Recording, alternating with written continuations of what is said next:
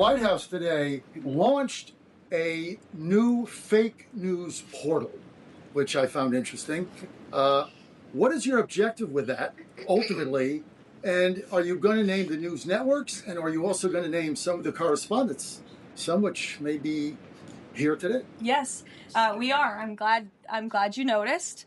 Much to the dismay of some of your colleagues in the room, John. And I think it goes to our original promise on day one to hold the media accountable, because unfortunately, and we deal with this all day, every day around here, there are so many fake stories that are unfortunately written that have inaccurate characterizations of meetings that took place. And it's all based on anonymous sourcing. And, you know, the standard for journalism, unfortunately, has dropped to such a historic low in this country. And again, we deal with it every day, where you can have an anonymous source who has no idea what they're talking about, zero credibility, call up a reporter in Washington and say, hey, I heard this. And then the next thing you know, it's on the front page of the New York Times. I want full newspaper coverage. There's no news like bad news.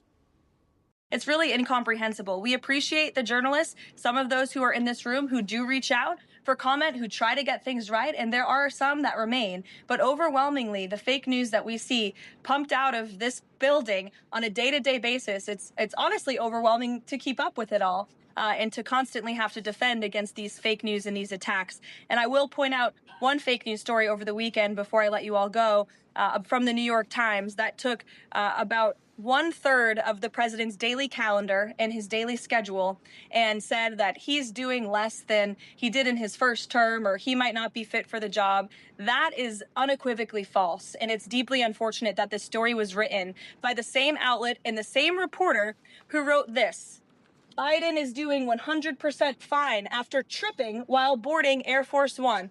Oh, same outlet, same reporter who wrote that President Trump is not fit for the job. Are you kidding me? You all see him almost every single day. He is the most accessible president in history. He is taking meetings around the clock.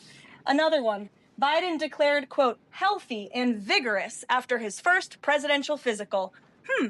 I don't see headlines like that too often about this president. Again, same reporter, same outlet who wrote falsely over the weekend that President Trump is not fit for the job. I can assure you he absolutely is. You all see that with your own eyes on a daily basis, and the president's physician has now given you all 3 detailed reports on the state of the president's health. So with that, I will leave you all and we'll see you tomorrow. Thank you.